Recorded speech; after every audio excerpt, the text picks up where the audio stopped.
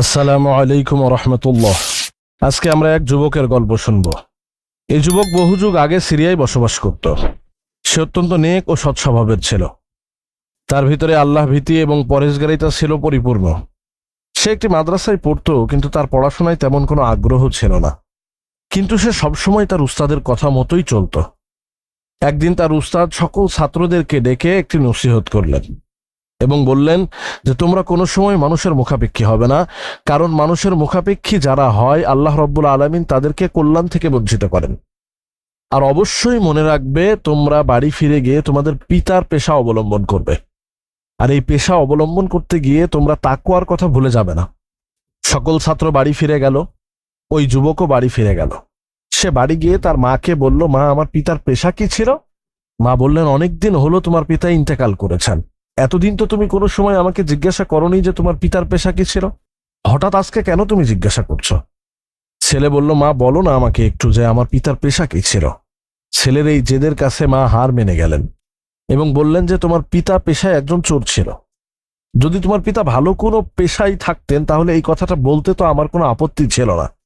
ছেলে এই সমস্ত কথা শোনার পরে মাকে বললেন যে মা, আমার উস্তাদ আমাকে বলেছেন যে আমরা যেন পিতারই পেশা অবলম্বন করি এবং এই পেশা অবলম্বনের ক্ষেত্রে আমরা যেন তাকওয়াকে ভুলে না যাই। মা বললেন যে চুরি করার ক্ষেত্রে আবার তাকওয়ার কি আছে? ছেলে খুব শান্তভাবে বলল যে মা, উস্তাদ আমাকে এই কথাই বলেছেন। ছেলে তো সবসময় উস্তাদের কথাই শোনে, তাই তার উস্তাদের কথা রাখতেই সে চুরি বিদ্যা শেখা শুরু করলো এবং তার মাথায় তাকওয়ার খেয়ালও কিন্তু আছে। কিভাবে সে তাকওয়াকে রক্ষা করবে এই বিষয়টাও তার মাথার ভিতরে আছে। তার যখন চুরি বিদ্যা শিখা শেষ হলো, তখন সে সমস্ত পরিকল্পনা তৈরি করলো। একদিন এশার সলাতের পরে সে মোক্ষম সময়ের অপেক্ষা করছিল কখন সকল মানুষ ঘুমিয়ে পড়ে। যখন পুরো এলাকার মানুষ ঘুমিয়ে পড়লো, চারিদিকে থমথমে অবস্থা, একদম নিস্তব্ধ, তখন সে বের হয়ে তার প্রতিবেশীর ঘরে চুরি করতে গেল। চুরি করবে ঠিক এই সময় তার মাথায় এলো যে প্রতিবেশীকে কষ্ট দেওয়া এবং তার হক নষ্ট করা তো তাকওয়া বিরোধী কাজ। তাই সে চুরি করা থেকে বিরত থাকলো এবং সেখান থেকে ফিরে এলো। এবার সে আরেকটা বাড়িতে প্রবেশ করলো। এই বাড়িতে প্রবেশ করার পরে সে জানতে পারলো যে এই বাড়িতে যারা আছে তারা এতিম এবং অনাথ। তার মাথার ভিতরে আসলো যে আল্লাহ রব্বুল আলামিন তো এতিমের মাল ভক্ষণ করতে নিষেধ করেছেন, আর এটা তো তাকওয়া বিরোধী। তাই সে সেই বাড়িতেও চুরি করতে পারল না। এবার সে সেখান থেকে ফিরে চলে এলো।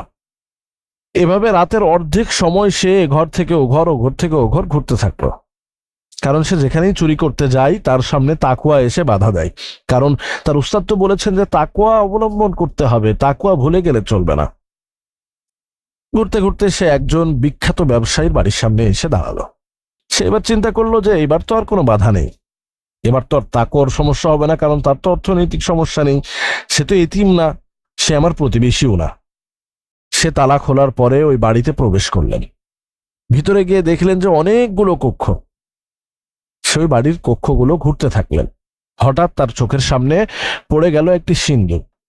সিন্দুক খোলার পরে দেখলো ওখানে অনেক টাকা পয়সা এবং স্বর্ণ মুদ্রা রাখা আছে। সে ওই টাকাগুলো নিয়ে চলে আসবে, এমন সময় তার মনে হলো যে এই ব্যবসায়ী কি তার জাকাত আদায় করেছে? যদি জাকাত আদায় করে না থাকে তাহলে তো এই অর্থ হারাম।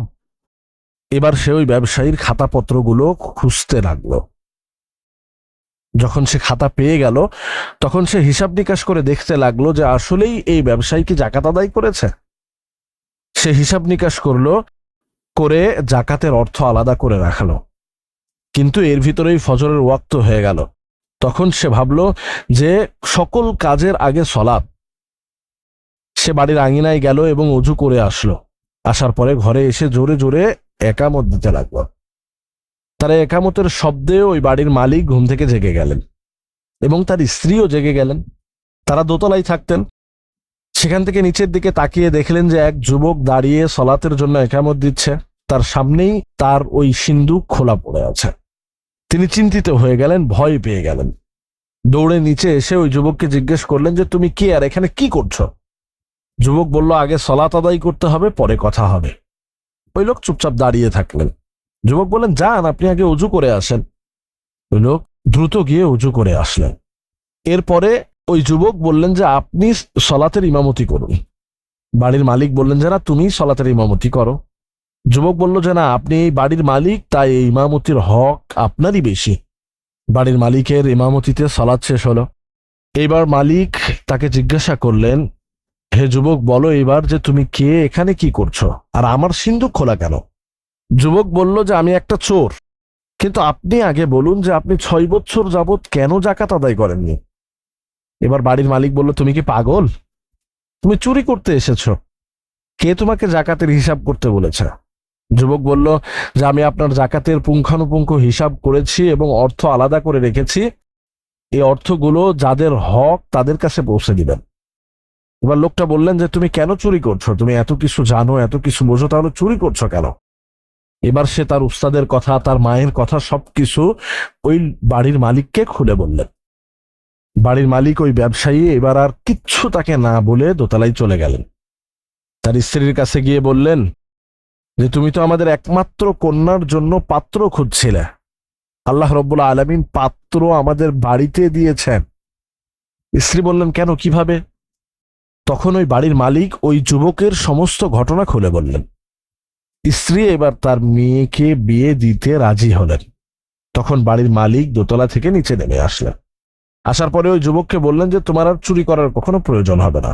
তোমার যদি অর্থের প্রয়োজন হয় আমি তোমাকে অর্থ দিব, এমনকি তুমি চাইলে আমি তোমাকে আমার সম্পদের হকদারও বানাতে পারি। যুবক বললেন, কিভাবে আপনি আমাকে আপনার সম্পদের হকদার বানাবেন? বাড়ির মালিক বললেন, আমার একটি মাত্র কন্যা আছে যার সাথে আমি তোমাকে বিয়ে দিতে চাই। তুমি দ্রুত যাও এবং তোমার মাকে গিয়ে এই ব্যাপারে বলো।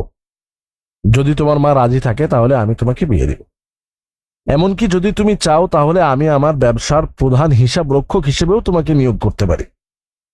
ছেলে নিজে যে রাজি হয়েছে সে কথাটা জানালেন এবং বাড়ি গিয়ে তার মাকে বললে তার মাও রাজি হলেন এবং তাদের বিয়ে হলো।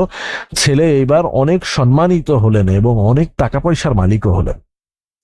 প্রিয় ভাইয়েরা, আমরা যদি তাকওয়া, আল্লাহ ভীতি অবলম্বন করি তাহলে আমাদের সর্বপ্রথম যে উপকারটা হবে সেটা হচ্ছে যে আমরা কোনোভাবে কোনো পাপ কাজে জড়িত হব না, কোনো খারাপ কাজের ভিতরে আমরা যেতে পারবো না।